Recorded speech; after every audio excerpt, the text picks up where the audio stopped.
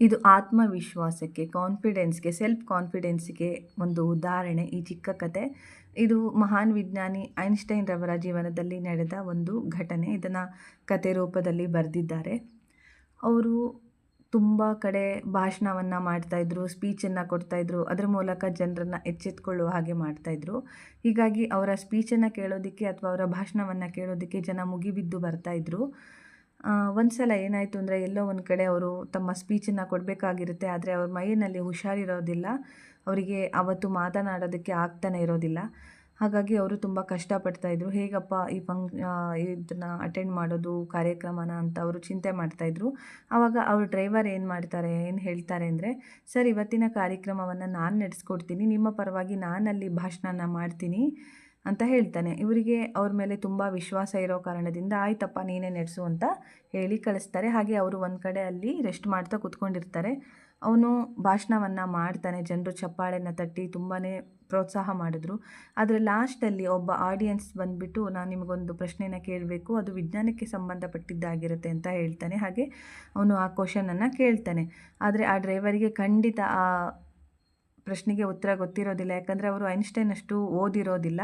ಆದರೆ ಅವ್ರು ಏನು ಮಾಡ್ತಾನೆ ಅಂತ ಹೇಳಿದ್ರೆ, ನೀವು ತುಂಬ ಸುಲಭವಾದ ಪ್ರಶ್ನೆನ ಕೇಳಿದ್ದೀರಾ, ಈ ಪ್ರಶ್ನೆಗೆ ನಮ್ಮ ಡ್ರೈವರ್ ಕೂಡ ಉತ್ತರ ಹೇಳ್ಬೋದು ಅಂತ ಐನ್‌ಸ್ಟೈನ್ ಕಡೆ ಕೈ ಮಾಡಿ ತೋರಿಸ್ತಾನೆ. ಆವಾಗ ಐನ್‌ಸ್ಟೈನ್ ಅವರು ಎದ್ದು ಆ ಪ್ರಶ್ನೆಗೆ ಸರಿಯಾದ ಉತ್ತರವನ್ನು ಕೊಡ್ತಾರೆ. ಕೊನೆಗೆ ಜನರು ಖುಷಿಯಾಗಿ ಚಪ್ಪಾಳೆನ ಮತ್ತೆ ಕೂಡ ತಟ್ತಾರೆ. ಇದರಲ್ಲಿ ನಾವು ಗಮನಿಸಬೇಕಾದ ಅಂಶ ಏನಂದರೆ, ಆ ಡ್ರೈವರ್ನ ಸಮಯೋಚಿತವಾದ ಒಂದು ಉತ್ತರ ಕೊಡೋ ರೀತಿ, ಹಾಗೆ ಕಾನ್ಫಿಡೆನ್ಸ್, ಏಕಾಗ್ರತೆ. ಯಾಕಂದರೆ ಅವರು ಐನ್‌ಸ್ಟೈನ್ ಜೊತೆ ಹೋದಾಗೆಲ್ಲ ಅವರ ಭಾಷಣವನ್ನು ಪಿನ್ ಟು ಪಿನ್, ಶಬ್ದ ಕೂಡ ಅವರು ಕೇಳಿಕೊಂಡು ಅರ್ಥ ಮಾಡ್ಕೊಂಡಿರ್ತಾರೆ, ತಲೆಯಲ್ಲಿ ಇಟ್ಕೊಂಡಿರ್ತಾರೆ. ಹಾಗಾಗಿ ಅವರಿಗೆ ಈ ಒಂದು ಮೂಮೆಂಟನ್ನು, ಈ ಒಂದು ಸಿಚುವೇಶನನ್ನು ಹ್ಯಾಂಡಲ್ ಮಾಡೋದಕ್ಕೆ ಸಾಧ್ಯ ಆಯಿತು. ಅಷ್ಟೇ ಅಲ್ಲದೆ ಅವನ ಏಕಾಗ್ರತೆ ಕೂಡ ಅದಕ್ಕೆ ಒಂದು ಕಾರಣ ಆಗಿದೆ. ಯಾಕಂದರೆ ಈ ಥರ ಒಂದು ತಬ್ಬಿಬ್ಬಾಗುವಂಥ ಸಂದರ್ಭ ಬಂದಾಗ ನಾವು ಮೌನವಾಗಿರ್ತೀವಿ, ಇಲ್ಲ ನಮ್ಮ ಫೇಸಲ್ಲಿ ಅದನ್ನು ತೋರಿಸ್ಬಿಡ್ತೀವಿ. ನಮಗೇನು ಗೊತ್ತಿಲ್ಲ, ನಾವು ಸುಳ್ಳು ಹೇಳ್ತಾ ಇದ್ದೀವಿ ಅಥವಾ ನಾವು ಮೋಸ ಮಾಡ್ತಾ ಇದ್ದೀವಿ ಅನ್ನೋದು ನಮಗೆ ಗೊತ್ತಾಗ್ಬಿಡುತ್ತೆ. ಆದರೆ ಆ ವ್ಯಕ್ತಿ ಹಾಗಲ್ಲ. ಏನೇ ಒಂದು ಸಿಚುವೇಶನ್ ಬಂದರೂ ಧೈರ್ಯದಿಂದ ಎದುರಿಸೋದನ್ನು ಕಲ್ತಿದ್ದ. ತಪ್ಪೋ ಸರಿನೋ ಆ ಮೂಮೆಂಟಲ್ಲಿ ಉತ್ತರನ ಕೊಡಬೇಕು ಕಾನ್ಫಿಡೆಂಟಾಗಿ ಅನ್ನೋದನ್ನು ಅವನು ಕಲ್ತಿದ್ದ ಅಂತ ಅದರಲ್ಲೇ ಗೊತ್ತಾಗುತ್ತೆ. ನಾವು ಯಾವುದೇ ಒಂದು ಪರಿಸ್ಥಿತಿನ ಆಗಿರ್ಬೋದು, ಅದನ್ನು ಎದುರಿಸ್ಬೇಕು. ಹೆದರ್ಕೊಂಡು ಅಥವಾ ತಬ್ಬಿಬ್ಬಾಗಿ ಕಂಗಾಲಾದರೆ ನಮಗೆ ಆ ಮೂಮೆಂಟಲ್ಲಿ ಯಾವುದೇ ಒಂದು ಐಡಿಯಾ ಹೊಳೆಯೋದ್ರ ಬದಲು ಗಾಬರಿಯಾಗಿ ಎಲ್ಲ ನೆಗೆಟಿವ್ ಥಿಂಕಿಂಗ್ಗಳೇ ಜಾಸ್ತಿ ಬರ್ತಾ ಇರುತ್ತೆ.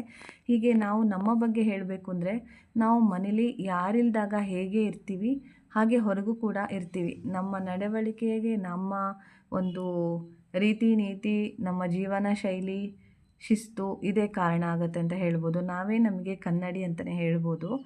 ಜೀವನದಲ್ಲಿ ಶಿಸ್ತು ಬಂದಾಗ ಆಟೋಮೆಟಿಕ್ಕಾಗಿ ಸಮಯೋಚಿತವಾದ ಉತ್ತರವನ್ನು ಕೊಡೋದಕ್ಕಾಗಲಿ, ಹಾಗೆ ಸಿಚುವೇಶನನ್ನು ಹ್ಯಾಂಡಲ್ ಮಾಡೋದಕ್ಕಾಗಲಿ ನಮಗೆ ಗೊತ್ತಿರುತ್ತೆ. ಆ ಒಂದು ಶಕ್ತಿ ನಮ್ಮಲ್ಲಿ ಇರುತ್ತೆ. ಆದರೆ ನಮ್ಮ ಜೀವನದಲ್ಲಿ ಶಿಸ್ತು ಇಲ್ಲ ಅಂತ ಹೇಳಿದಾಗ ನಮ್ಮ ನಡೆನುಡಿಗಾಗಲಿ, ನಮ್ಮ ಯೋಚನೆಗಳಿಗಾಗಲಿ ಕಡಿವಾಣ ಇರಲ್ಲ, ಶಿಸ್ತಿರಲ್ಲ. ಆ ಸಿಚುವೇಶನನ್ನು ನಾವು ಹ್ಯಾಂಡಲ್ ಮಾಡೋದಕ್ಕೂ ಕೂಡ ಸಾಧ್ಯ ಆಗಲ್ಲ. ಹಾಗಾಗಿ ನಾನೇನು ಹೇಳ್ತೀನಿ ಅಂದರೆ, ಯಾವುದೇ ಸಂದರ್ಭ ಬಂದರೂ ಕೂಡ ಒಂದು ಫೇಸ್ ಮಾಡುವಂಥ ಕೆಪಾಸಿಟಿ ನಮಗೆ ಬರಬೇಕು. ಆ ಕೆಪಾಸಿಟಿ ಯಾವಾಗ ಬರುತ್ತೆ ಅಂದರೆ, ನಾವು ನಮ್ಮ ಜೀವನ ಶೈಲಿನ ಶಿಸ್ತಿನಿಂದ ರೂಪಿಸ್ಕೊಂಡ್ರೆ ನಮಗೆ ಬೇಕಾಗಿರುವಂತಹ ಎಲ್ಲ ಪಾಸಿಟಿವ್ ಥಿಂಕಿಂಗುಗಳು ಆಗಿರ್ಬೋದು ಅಥವಾ ಸಕಾರಾತ್ಮಕ ಯೋಜನೆಗಳು ನಮ್ಮ ತಲೆಯಲ್ಲಿ ಹುಟ್ಟುತ್ತೆ. ನಾವು ಶಿಸ್ತುಬದ್ಧವಾದ ಜೀವನವನ್ನು ನಡೆಸಬೇಕು. Thank you.